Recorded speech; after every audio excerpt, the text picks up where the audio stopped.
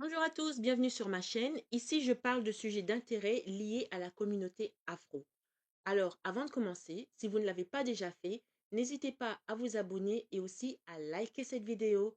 Merci.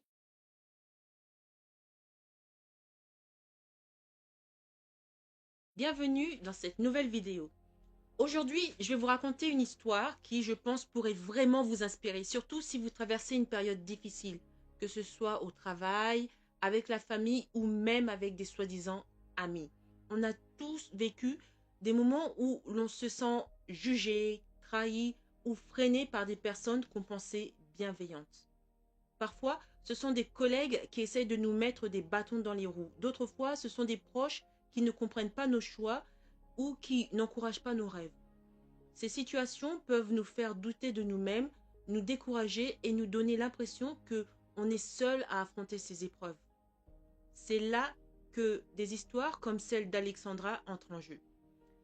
Elle nous rappelle qu'on peut tous, avec de la force et de la persévérance, surmonter ces obstacles et continuer à avancer quoi qu'il arrive. Qui est Alexandra? Alexandra, eh bien, c'est une jeune femme pleine d'espoir et d'ambition, partie de chez elle pour chercher un meilleur avenir.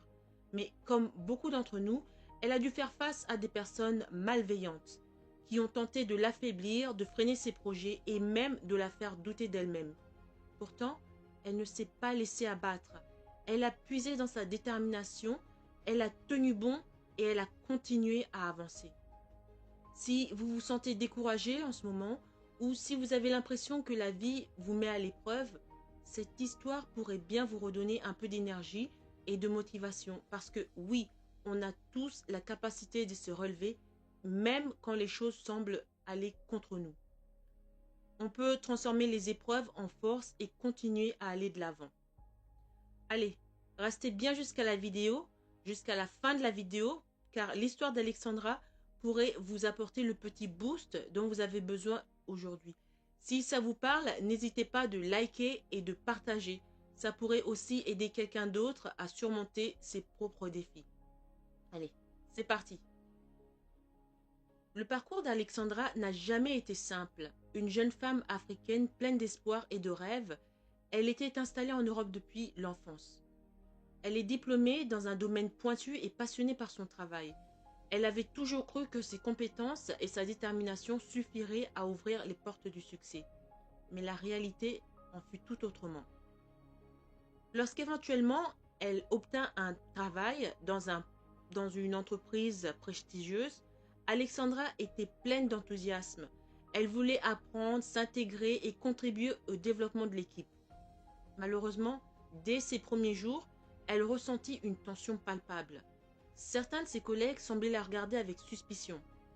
Ils ne l'avaient jamais accueillie à bras ouverts, et il devint rapidement clair qu'ils ne voulaient pas d'une étrangère dans leur équipe. Peu importe qu'elle soit compétente, motivée ou même brillante dans son domaine. Pour eux, elle n'était qu'une outsider, un alien, une étrangère. Les premiers signes de cette hostilité se manifestèrent par des petites remarques désobligeantes, des sous-entendus sur sa coiffure ou encore des réflexions sur la manière dont elle s'habillait. Mais rapidement, les choses s'aggravèrent. Certains collègues commencèrent à saboter son travail.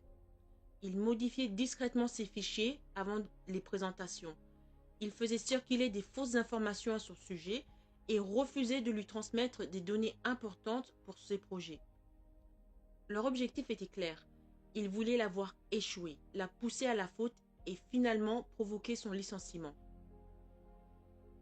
Pour Alexandra, cette situation fut un choc.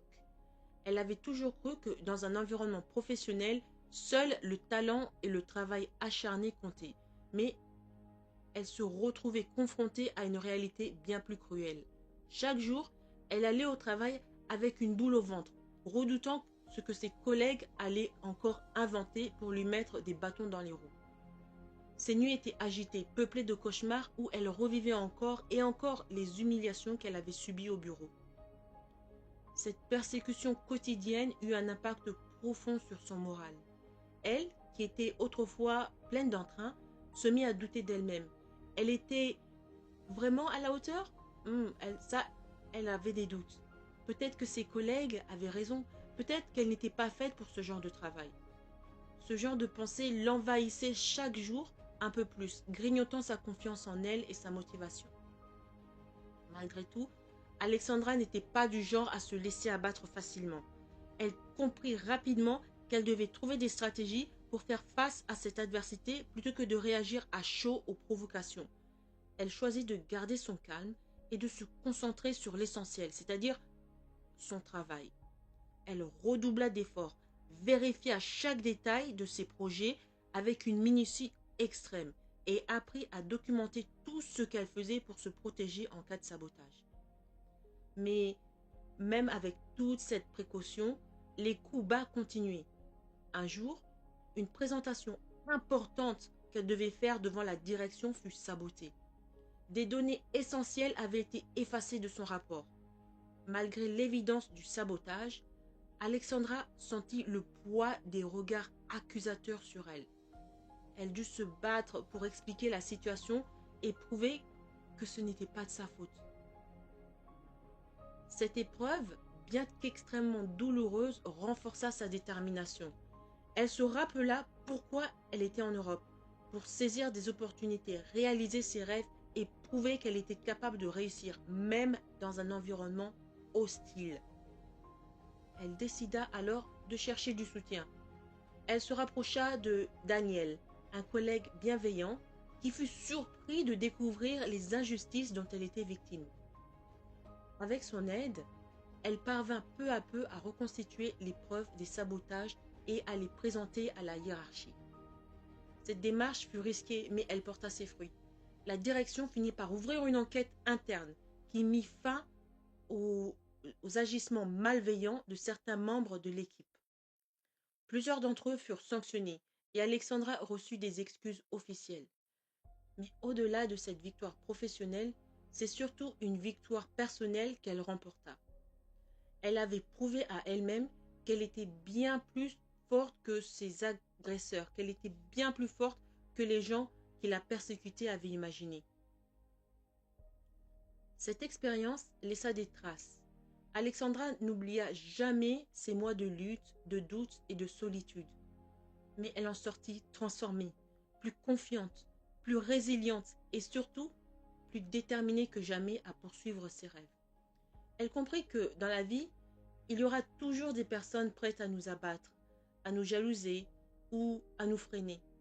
Mais elle comprit également que l'important n'était pas de les laisser gagner, mais de rester fidèle à soi-même et de continuer à avancer coûte que coûte. Aujourd'hui, l'histoire d'Alexandra est racontée pour inspirer ceux qui, comme elle, se sentent isolés ou persécutés. Il faut leur rappeler qu'il est possible de surmonter les épreuves, même les plus injustes, à condition de ne jamais perdre de vue ses objectifs. Parce qu'au fond, la plus grande force d'une personne, ce n'est pas de ne jamais tomber, mais de toujours se relever. Si vous traversez une situation similaire, souvenez-vous de l'histoire d'Alexandra. Prenez courage, gardez votre tête haute, même lorsque tout semble aller contre vous. Car avec de la résilience, de la persévérance et un peu de soutien, il est toujours possible de transformer les pires épreuves en tremplin vers un avenir meilleur.